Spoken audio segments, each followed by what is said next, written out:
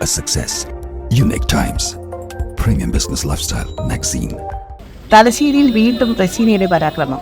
കഴിഞ്ഞ ദിവസം രാത്രിയിലാണ് സംഭവം. മധ്യനഗരിയിൽ റസീന ഓടിച്ച വാഹനം മറ്റു വാഹനങ്ങൾ തട്ടിയതോടെയാണ് സംഭവങ്ങൾക്ക് തുടക്കമായത്.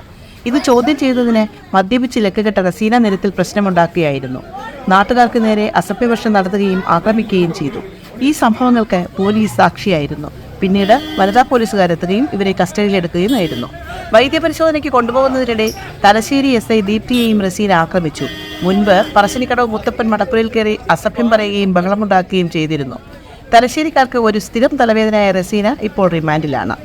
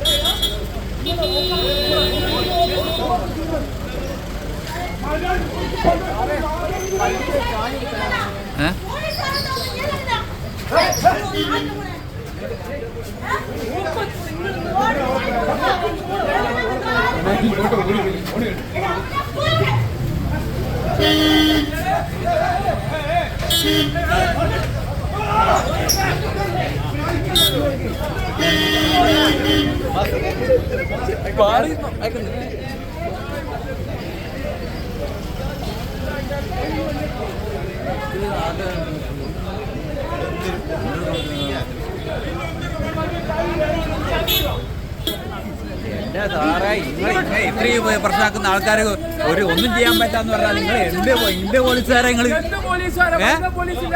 വനിതാ പോലീസിലാതെ പെണ്ണുങ്ങളെ പിടിക്കാൻ വന്നെങ്കിൽ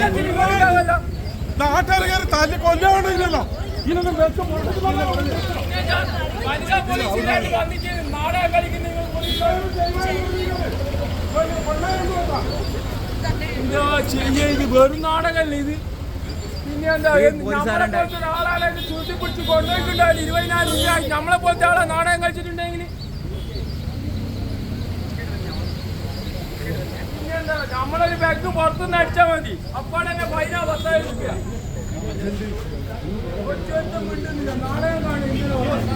ഡ്രൈവർ ഏതാ? അല്ല ഓനല്ല ഡ്രൈവർ. ഓൻ പോയി.